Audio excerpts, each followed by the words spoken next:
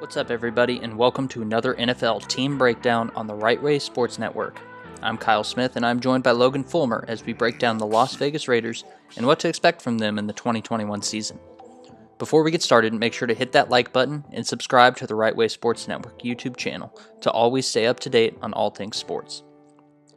You can follow me on Twitter at Kyle_Smith1087 and follow Logan at FVLMER. Now let's break down the Las Vegas Raiders. We'll start with Derek Carr. Derek Carr has always been a touchy subject in the NFL. While he has had good seasons in the black and silver, he has never taken that step to push the Raiders into contention. Last season, Carr was able to put all the pieces together for what has been his best year yet. Carr finished 11th in both passing yards and touchdowns in the 2020 season with 4,103 yards and 27 touchdowns. He only threw 9 interceptions and finished the year with a 71.0 QBR, the highest of his career. Heading into the 2021 season, Derek Carr is under immense pressure to succeed.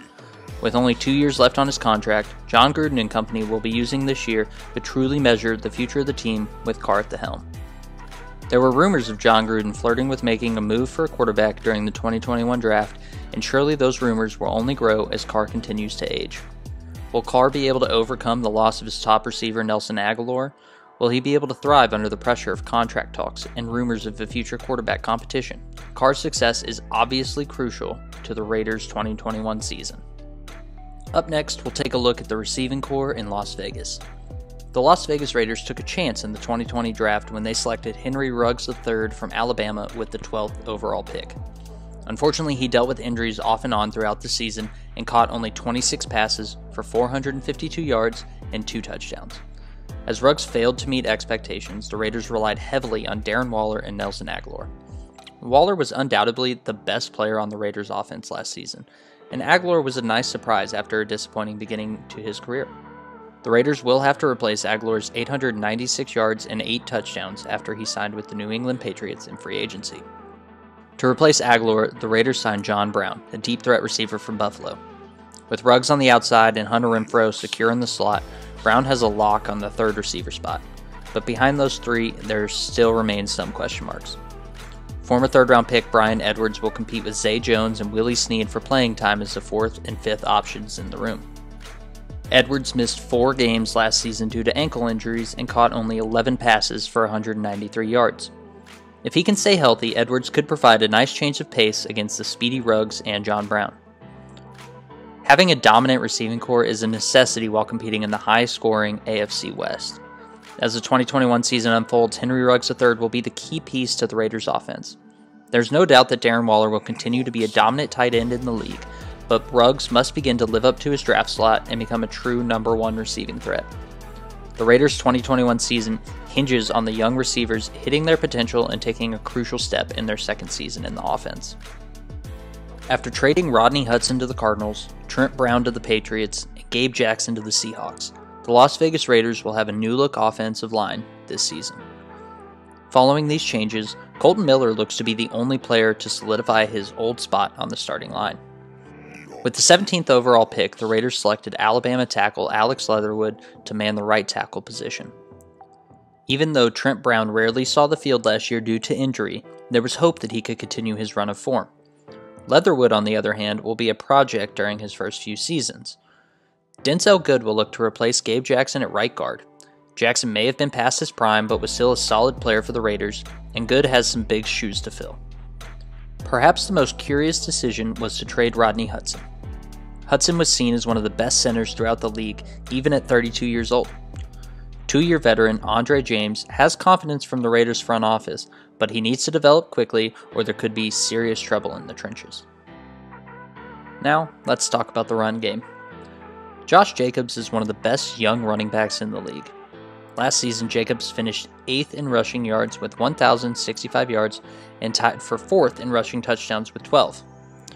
Jacobs also caught 20 passes for 166 yards out of the backfield. Even with a dominant back, Mike Mayock and John Gruden look to improve the running game by signing Kenyon Drake in free agency. While with the Cardinals in 2020, Drake rushed for 955 yards and 10 touchdowns. Drake will have a big role in the offense, but looks to mainly be the third down receiving back. Josh Jacobs and Kenyon Drake seem to be one of the top running back duos on paper. While Jacobs will remain the workhorse, Drake will have a large role as the third down and receiving back. This rushing combination needs to have a big year in order to take some tension off of Derek Carr and the Raiders receivers. It's no secret that this Raiders defense has struggled over the last few seasons, and there are plenty of stats to back it up. Last season, they had the 6th fewest amount of interceptions, the 4th least amount of sacks, they allowed the 7th most amount of passing yards, and the 9th most amount of rushing yards. They also allowed the 2nd most amount of rushing touchdowns, and created the 4th least amount of forced fumbles. Now, we have to cut them a little slack since they play in a division with a lot of high firepower offenses. However, those numbers still aren't very good. Their main focus this offseason was to add some playmakers to this defense, and I feel like they did just that. This D-line is a very solid group, but it doesn't really have any big, well-known names. They have Max Crosby, Clinton Ferrell, Jonathan Hankins, and Quentin Jefferson. They added 2 more guys to this group in the offseason that I think could play a big part in this unit's success. The first addition was Solomon Thomas. He's nothing to brag about, but I think he is an amazing depth, rotational guy, and he's very versatile, and he has a lot of upside. He was a former, I believe he was a 3rd overall pick a few years ago in the draft. It just didn't really work out in San Francisco, but the upside is there. Now, the biggest addition to this unit, by far, has to be Yannick Ngakoue. Yannick has proved he can rush the passer, and putting him alongside Max Crosby and Clinton Ferrell could create a very, very underrated pass rush. When you play in the same division as Patrick Mahomes and Justin Herbert, you have to do your best to apply pressure without blitzing, and these moves were a big step in that direction. When it comes to their secondary, somebody simply needs to step up. The obvious people you would look at would be Damon Arnett, who is a former first-round pick, and Trayvon Mullen, who is a former second-round pick. Both of these players were drafted that high for a reason. They have a lot of talent and can really turn into something special, but the Raiders need them to improve if they want this defense to improve. However, the biggest addition in this unit came via the draft when they selected Trayvon Moehrig in the 2nd round of this year's draft. Moehrig was arguably the best safety in this class, and the Raiders and their fan base should be absolutely thrilled he fell to them. He has the ability to be a game changer for this defense. He is a ball-hawking safety that can create a turnover at any given moment. If he can create more opportunities for this Raiders offense to be on the field, it could be a very fun year for this fan base. We all know this Raiders offense can be great and very efficient, but the question is always going to be about their defense. More specifically, the question is going to be, did they do enough to improve their defense this offseason? They did not add a lot of people, but they did add a lot of serious talent to their defense. They will be hoping that the young players they had last year improve and continue to grow and make a serious leap this year. If their offseason additions do pan out and we see some improvements from players around them, this team could be a lot better than people are expecting. For me, the Raiders will have too much to overcome while facing the high-powered AFC West. They also face the difficult AFC North, but catch a break while dealing with the NFC East.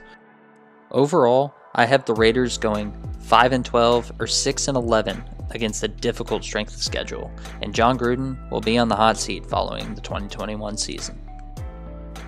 The Raiders face an uphill battle in an absolutely loaded AFC West, and that makes it difficult for them to have too much success. They will need a number of people to step up if they want to be a serious threat this year, and I'm not just sure that's possible. I think there are much, much better days ahead for the Raiders, but this year is simply not one of them. I have them finishing around a total of 6 wins this year.